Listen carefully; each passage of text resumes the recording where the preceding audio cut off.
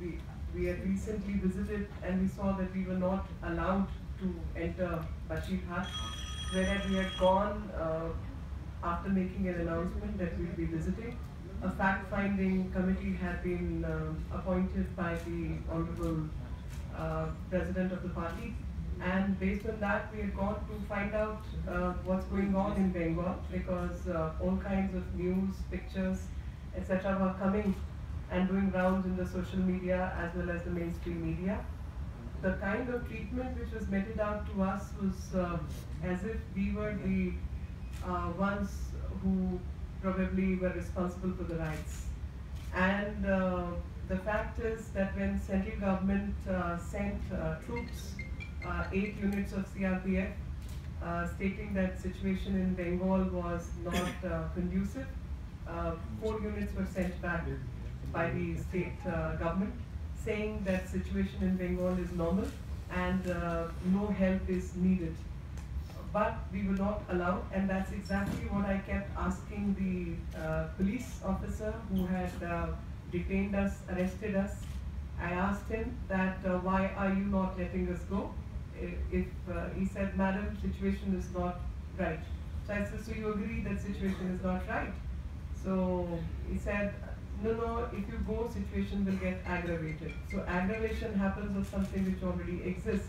And I entered into an argument telling him that please allow us, we are 3 members of parliament, very responsible citizens of this country, and we are going unarmed, only with pen and paper in hand, and in your custody with all of you surrounding us, so there is no way that we will do any untoward thing, but we need to find out how conducive the atmosphere is, what is the law and order situation in Bengal.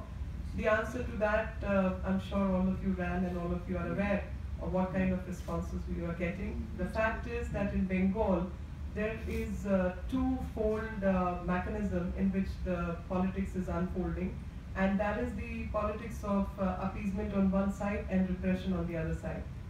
And I will enlist it before you that how it is politics of repression. So I got to know that somebody who's a teacher in school and had come from East Bengal as a child to this part of the country, was holding a meeting in temple and was telling everyone that we cannot allow a second partition of Bengal on the religious lines. We have suffered a lot, and because of jihadist Islamist elements in Bangladesh, we came to this part of the country, and not to suffer in the same manner as we were suffering on the other side of the border. This person was picked up by the police, detained, and nobody knows his whereabouts, and he was not even produced before the magistrate. So this is a form of repression which happened right in front, and I announced it through my press conference at that point in time. And how the politics of appeasement is getting placed is also an example. 1.5 years ago, we had visited Bashirhat. Bashirhat is a place where a lot of people from SC/ST community live, which is itself a very vulnerable section, surrounded by all kinds of wrong elements. We have who have actually entered West Bengal through the porous border and surrounded these areas. They do not allow bus services, they do not allow normal services of any kind to reach these people who are extremely vulnerable.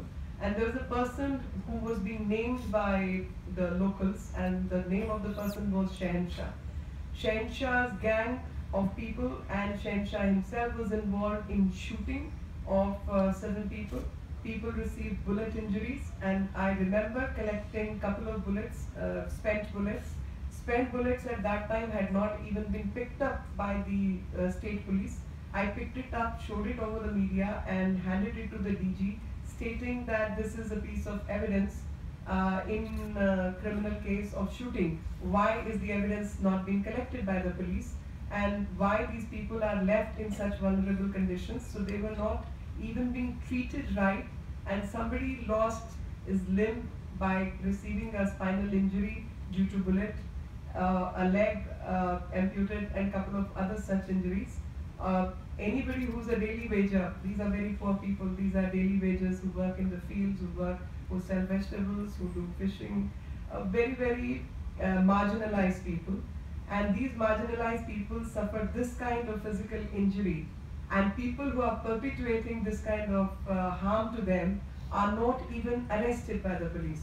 So politics of appeasement is there for everyone to see. 1.5 years has gone past, another incident has happened, another incident has yet been added after Kalyachak, Dulagarh, and repeat incidents which are going on. So Bashirhat by itself is not an isolated incident.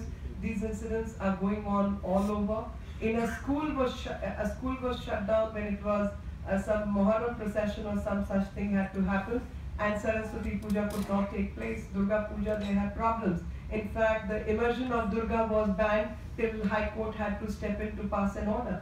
Now, this kind of repression is what is going on in Bengal. On one side, secularism is a very important word for this country, but secularism cannot have quirky, twisted meaning. And what we see in Bengal is a very twisted mannerism of implementing secularism, because secularism is for Hindus to practice Hinduism as well, and Hindu women not to be raped by people from a particular caste or community. And all over we see that the kind of repression which is going on and kind of appeasement which is going on by not taking the right action, corrective action, and punitive action against the people who are responsible for rioting, who are responsible for raping women, who are responsible for molesting women, the way motorcycles are being driven on certain days, the way smuggling of cattle is going on, the way people were engaging in fake currency racket from across the border, trafficking which was going on, an extremely porous border, a broken border which needs complete sealing. And interesting enough that the sealing can only happen if the state government hands over the land.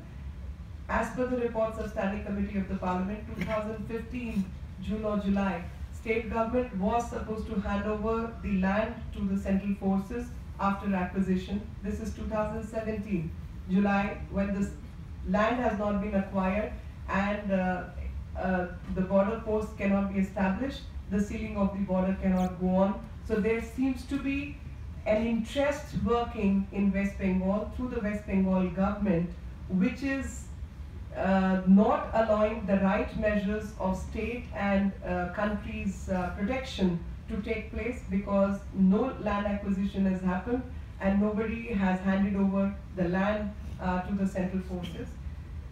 What I wanted to bring about is that this kind of disruptive nature of the jihadist mindset which is going on in West Bengal needs to be curbed, and the whole country needs to come together.